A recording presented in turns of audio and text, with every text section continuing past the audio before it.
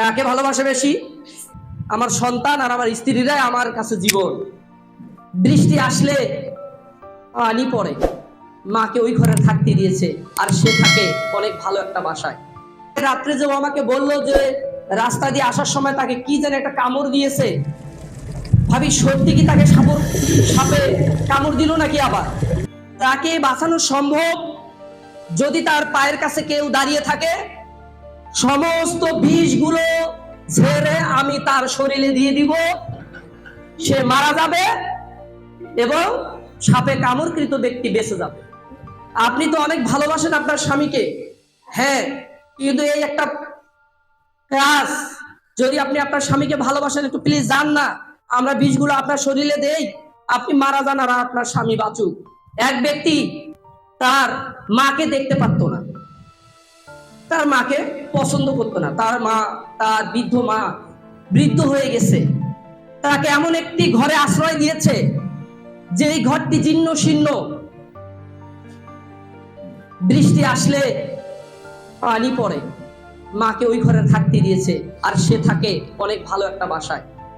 তার বন্ধু বাড়িতে বেড়াতে আসে, আসার পর তাকে বলে, বন্ধু চাচি কোথায়, তোমার মা কোথায়? বলতেছে ওই যে আমার বুড়ির কথা বলতেছে, ওই যে ওখানে আছে। বন্ধু বলতেছে, দোস্ত এ কি বলছো তুমি, তোমার তো মা না। একে প্র্যাকটিক্যাল দেখাইতে হবে যে পৃথিবীতে একমাত্র কে বেশি তাকে ভালোবাসে। কি আমি কি বুঝাইতে পারছি? বন্দর গিয়ে বন্ধুর সাথে দেখা হয়, বন্ধুকে বলে, দোস্ত তুমি সব থেকে বেশি কাকে ভালোবাসো? তার বন্ধু বললেন, আমি সব থেকে বেশি ভালোবাসি আমার স্ত্রীকে। কাকে ভালোবাসে বেশি? বলতেছে মাকে করো না? না, মাকে তো আমি করি না, আমার সন্তান আর আমার স্ত্রীরাই আমার কাছে জীবন। তখন তার বন্ধু বললেন যে ঠিক আছে বন্ধু, তোমাকে কে বেশি ভালোবাসে এটা কি তুমি নিজের চোখে দেখতে চাও? নিজের চোখে কি দেখতে চাও, নিজের কানে শুনতে চাও যে তোমাকে কে বেশি ভালোবাসে? আমি তোমাকে প্র্যাকটিক্যালে দেখাই। তখন বন্ধু বললেন, ইয়েস, আমি দেখতে চাই পৃথিবীর বুকে সব থেকে কে আমাকে বেশি ভালোবাসে। তখন তার বন্ধু তাকে বললেন, দোস্ত শোনো, তোমাকে কালকে একটু অভিনয় করতে হবে। কি অভিনয়? তুমি বিছানায় শুয়ে থাকবে, সকালবেলা ঘুম থেকে উঠবে না, এবং যতক্ষণ পর্যন্ত আমি না বলবো তোমাকে মৃত্যুর অভিনয় করতে হবে। কিসের অভিনয়? মৃত্যুর অভিনয়। তুমি কি বন্ধু রাজি আছো? বলতেছে, হ্যাঁ, আমাকে কে ভালোবাসে এইটা জানার জন্য হলেও আমি কি রাজি।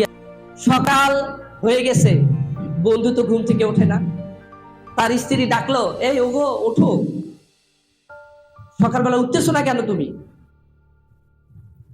সে তো বলছে যে বন্ধু আমি না যাওয়া পর্যন্ত তুমি ঘুম থেকে উঠবা না। তার বন্ধু সকালবেলা চলে আসলো, এসে বলতেছে, ভাবি আমার বন্ধু কি বাসায় আছে? হ্যাঁ আছে, ঘরে ঘুমাচ্ছে, অনেকক্ষণ থেকে ডাকতেছি উঠতেছে না। কোন রুমে? বলতেছে এই রুমে। গিয়ে বন্ধুর কানে কানে বলতেছে, দোস্ত আমি কিন্তু চলে এসেছি, আমি চলে এসেছি, তোমার কিন্তু অভিনয় শুরু হয়ে গেল। আমি না বলা পর্যন্ত তুমি কখনো চোখ খুলবে না এবং শুধু মৃত্যুর মতো শুয়ে থাকবে। এসে বন্ধু বলতেছে, ভাবি ও উঠতেছে না? না। আরে কালকে রাত্রে যে ও আমাকে বললো যে রাস্তা দিয়ে আসার সময় তাকে কি যেন একটা কামড় দিয়েছে, ভাবি সত্যি কি তাকে সাপে কামড় দিল নাকি? আবার তখন স্ত্রী এসে কান্না শুরু করলো, বললো বিছানা বিছিয়ে দেওয়া হলো, 4-5 জন ধরে তাকে তার রুম থেকে আঙ্গিনায় বের করা হলো, শুয়ে দেওয়া হলো একটা বিছানার উপরে। তারপরে বন্ধু কিন্তু একটা ওঝা ঠিক করেছে। কি ঠিক করেছে? ওঝা। তখন বলছে, দাঁড়ান, আগে ওঝাকে ডাক দিতে হবে, আপনারা সবাই সরে যান, এনার কাছে কেউ থাকিয়েন না। সরিয়ে দেওয়া হলো, পায়ে কামড়ের চিহ্ন দিয়ে দেওয়া হয়েছে। এটা সকালবেলা বন্ধু গিয়েই করেছে। হ্যাঁ, সাপে তো কামড় দিয়েছে, সবাই বলতেছে, হ্যাঁ দুইটা দেখতেছি, অবশ্যই সাপে কামড় দিয়েছে। ওঝাকে শিখানো হয়েছে তুমি এগুলা বলবা।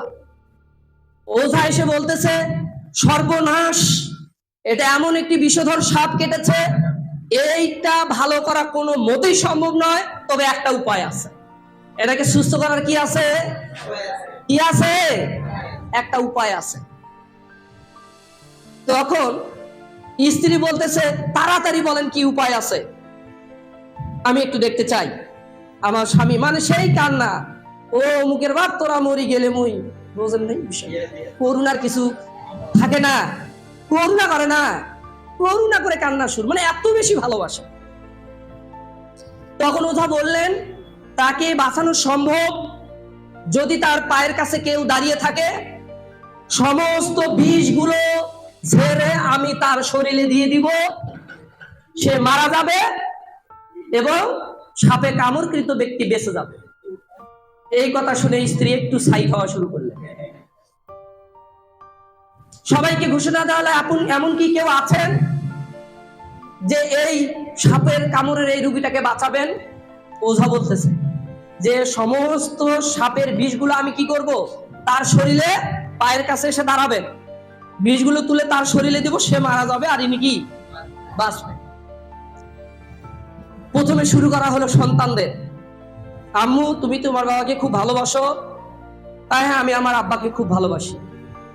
আম্মু, সন্তানেরা বড় হয়ে গেছে, বলতেছে যে তোমার এই যে এই কাজটা করব, তুমি কি রাজি আছো?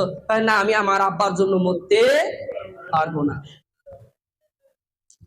মৃত ব্যক্তি কিন্তু মরে নাই, সে কান দিয়ে শুনতেছে, হাই রে সন্তান, তোর জন্য কি না করেছি। মোবাইলে কান্না করতিস, বাবা আমার জন্য এটা নিয়ে আসিও, এনে দিয়েছি নিজে না খেয়ে। আব্বু আমি মাছ খেতে চাই, মাছ এনে দিয়েছি।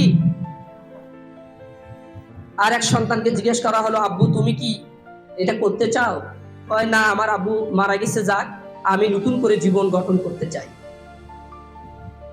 স্ত্রীকে বলা হলো, দেখো আপনি তো অনেক ভালোবাসেন আপনার স্বামীকে, হ্যাঁ, কিন্তু এই একটা কাজ, যদি আপনি আপনার স্বামীকে ভালোবাসেন, একটু প্লিজ যান না, আমরা বিষগুলো আপনার শরীরে দেই, আপনি মারা যান আর আপনার স্বামী বাঁচুক।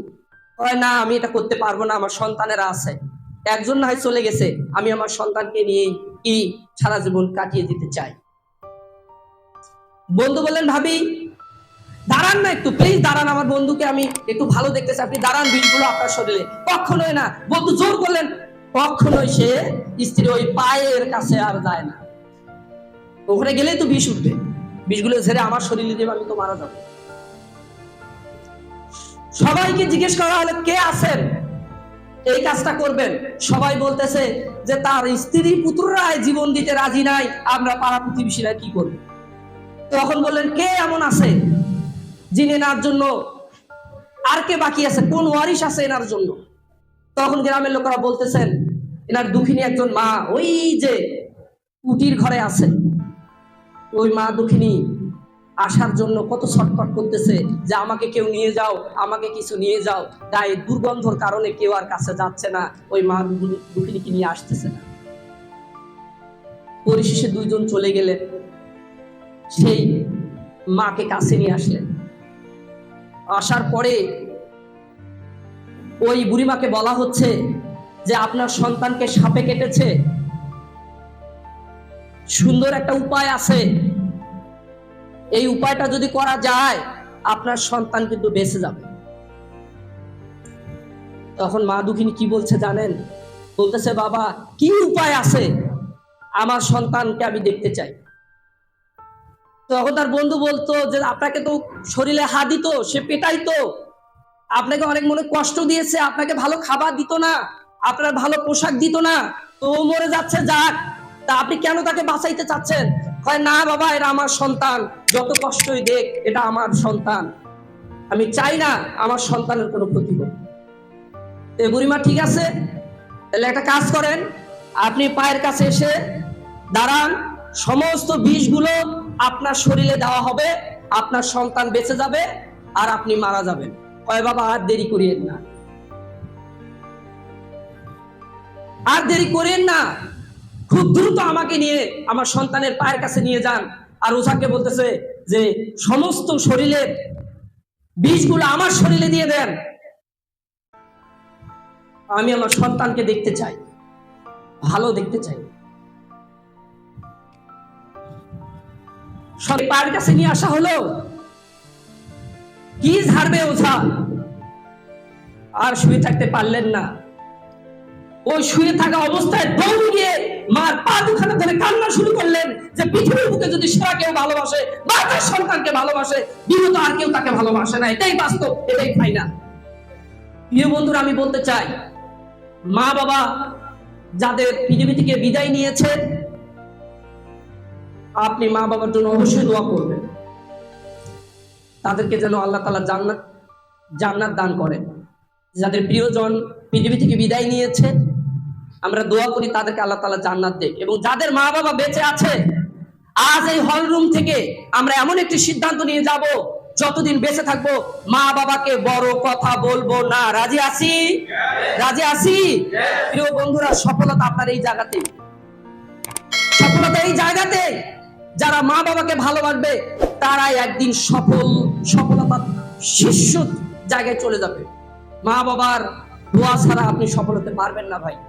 যত বড়ই প্ল্যাটফর্ম আসুক না কেন, যত বড়ই প্ল্যাটফর্ম সারা বাংলাদেশে সারা বিশ্বে আসুক না কেন, মা বাবা যদি আপনার উপর নারাজ থাকে, আপনার জীবনে কোনো সুখ আসবে না। আজ থেকে সিদ্ধান্ত নিতে পারি ইনশাআল্লাহ? সিদ্ধান্ত নিতে পারি ইনশাআল্লাহ।